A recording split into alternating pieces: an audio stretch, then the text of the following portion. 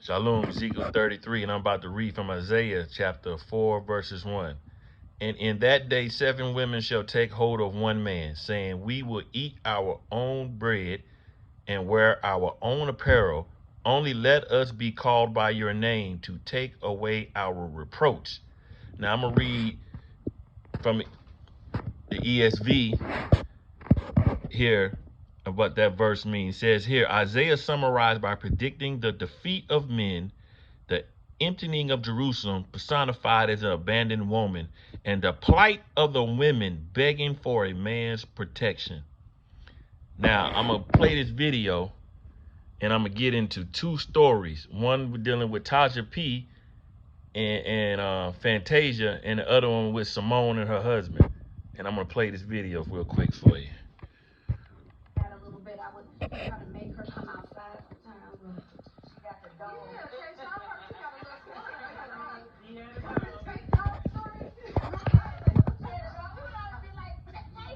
Come out, girl, come on for drinks, for wines, or whatever. Oh, girl, I can't. I gotta go home and walk my dog. Until we found out. She didn't have a dog. Yeah, she didn't have a dog. Morning, she didn't have a dog. Right. So, Fantasia rejected you fake social climbing, false value having, independent boss chicks by coming up with a lie to get away from you after work without you looking at her some type of way for rejecting you. We're going to get into it, but first, All right. So Fantasia made up a fake story not to hang out with Tasha P. Henson because she has a husband. So she had to make up a fake story that she had a dog.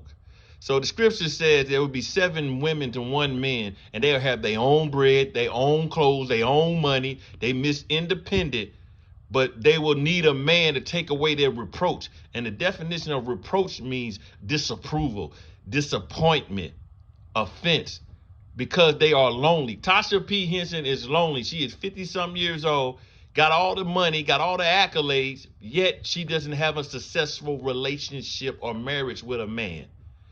Fantasia is married, and so she don't hang out with these type of women and goes home. But the problem with Fantasia is that she's surrounded by rebellious women, and she's in a rebellious industry, and they will seek to destroy and devour her.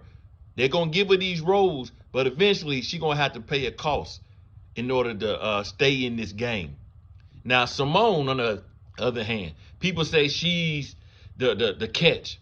This woman got all these gold medals, just like Tasha P. She got all these accolades, yet Simone was on a dating site. Nobody was checking for her. So people got mad because the man he said he was the catch.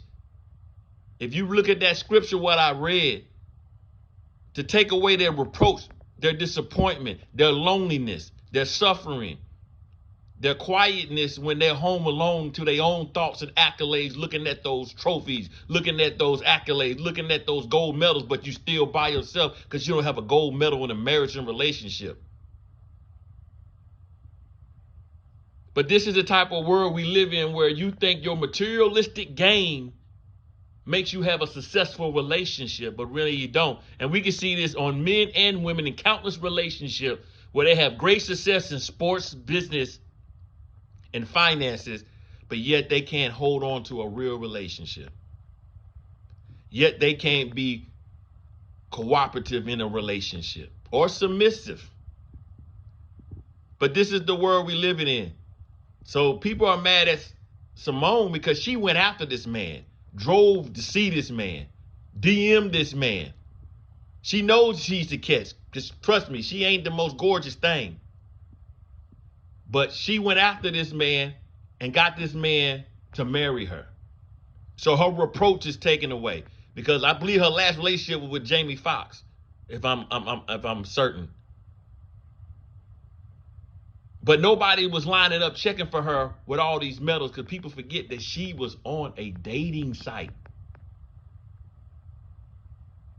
So all them accolades.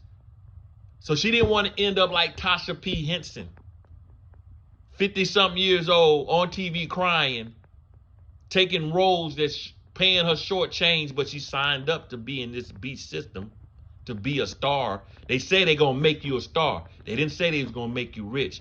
Now she wants someone to take her reproach away so she can't find it, so she'll rather destroy someone else's life. You see, she said, I tried to get her to come outside to hang out, give a few drinks. The woman had to make up a story, said she got a dog when she didn't even have one, to have an excuse not to hang out with the women. It's a shame that she even had to make that excuse without them understanding that she has a husband and family and children to go home to. But as long as you're in that industry, you can't have family and children. Satan will give that to you. And if you go outside of that, he will destroy it. Because that's what he does. He seeks whoever he devours. He still kills and destroys. And as long as you're in that industry and you sign that contract, you're a part of it.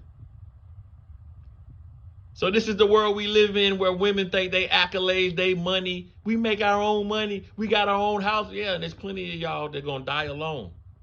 Because the main thing that you don't understand is how to humble yourself and be submissive. It's a shame they say they want a God-fearing man. They want a man of the scriptures of the word. But he's a head, not a tail. The Father's masculine, so you submit to him.